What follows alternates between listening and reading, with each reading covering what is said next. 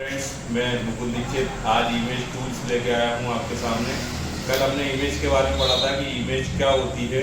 आज हम देखते हैं कि हम इमेज को कैसे एडिट कर सकते हैं या मॉडिफाई कर सकते हैं।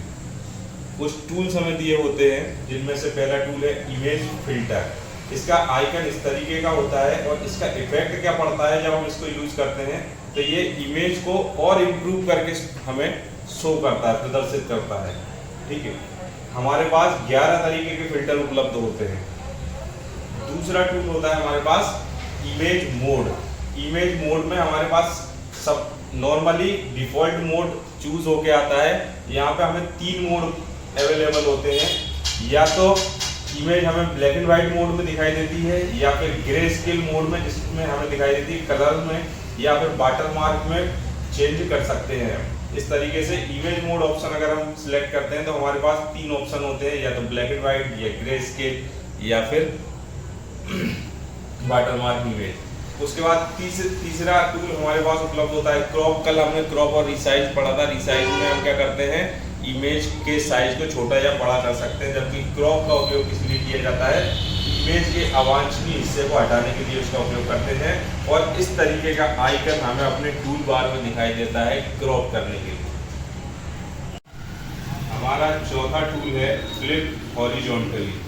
फ्लिप हॉरिजॉन्टली में क्या होता है, उसका आइकन ये है।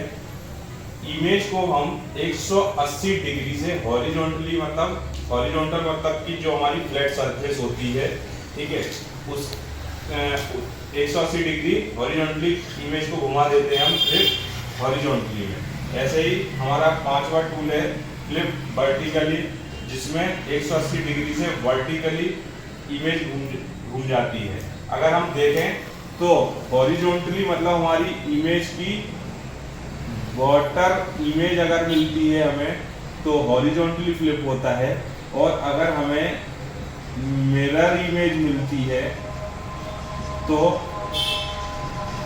वर्टिकली रोटेट होता है। इसको हम एग्जांपल से भी बताएंगे अभी।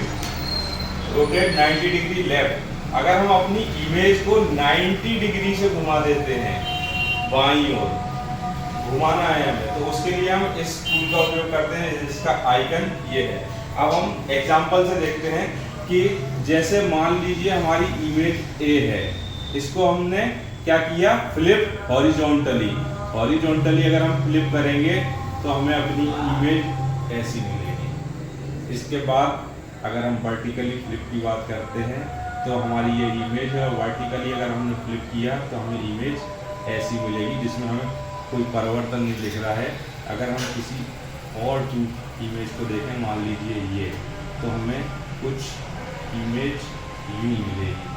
ठीक है, ये फ्लिप वर्टिकली का एग्जाम्पल है। अब हम 90 डिग्री से रोटेट करना है अगर हमें इसको लेफ्ट की तरफ, तो हमें इमेज 90 डिग्री से लेफ्ट जैसे करेंगे हम तो हमें इमेज ये मिलेगी। हमारा 7वां टूल है rotate 90 degree right. Rotate 90 degree right समझने के पहले हमने जो अभी थोड़ी देर पहले एक मिस्टेक की एग्जांपल बताने में, इमेज को 90 डिग्री लेफ्ट रोटेट करने का बताया था और उसको लेफ्ट की जगह राइट रोटेट कर दिया था। लेफ्ट रोटेट करने पे इमेज इस तरीके की बनेगी। अब हम रोटेट 90 डिग्री राइट समझते हैं। अगर इस टूल का हम उपयोग करते हैं तो इमेज हमारी 90 डिग्री राइट में रोटेट हो जाएगी, मतलब यहाँ से इस तरफ घूम जाएगी और 90 डिग्री लेफ्ट में इस तरफ घूमी है। ठीक है, 90 डिग्री के एंगल से। हमारा 8वां ऑप्शन है रोटेट। रोटेट अभी तक हमने फ्लिप पढ़ा। फ्लिप में 180 डिग्री से या तो हॉरिजॉन्टली या वर्टिकली इमेज मूव हो रही थी। उसके बाद हमने रोटेट 90 डिग्री लेफ्ट और राइट पढ़ा। रोटेट 90 डिग्री में एंगल फिक्स था 90 डिग्री, मतलब या तो 90 डिग्री से लेफ्ट जा रही थी इमेज हमारी, या 90 डिग्री से राइट जा रही थी।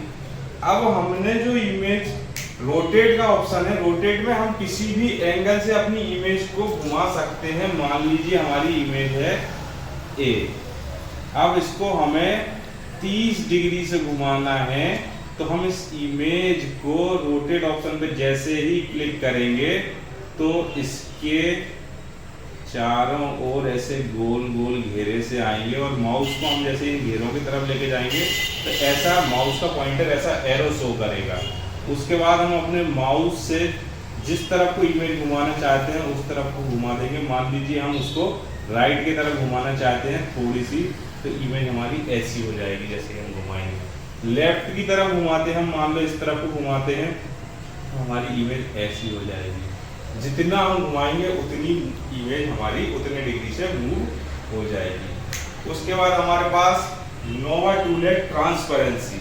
ट्रांसपेरेंसी में हम देखते हैं कि हमें ड्रॉप टाइप का दिखेगा और उसके साइड में एक बॉक्स दिखेगा जिसमें परसेंटेज रहता है, 0% लिखा रहेगा और प्लस और माइनस के निशान रहेंगे। प्लस और माइनस से हम इस परसेंटेज को बढ़ा सकते हैं। ट्रांसपेरेंसी मतलब होता है पारदर्शिता। जैसे हमारे पास अगर हम देखें तो ये एक आइकन बना है, इसके पीछे अगर हमने कुछ लिखा होगा तो वो हमें अभी नहीं दिखाई दे रहा है। अगर हम 0% ट्रांसपेरेंसी रखेंगे तो हमें इमेज के पीछे क्या लिखा हुआ है वो बिल्कुल दिखाई नहीं देगा। जैसे जैसे हम परसेंटेज बढ़ाते जाएंगे इमेज हमारी पारदर्शक होती जाएगी और उसके पीछे क्या क्या लिखा है वो हमें दिखाई देगा। अब हमारा आखिरी टूल है जिसको हम बोलते हैं कलर।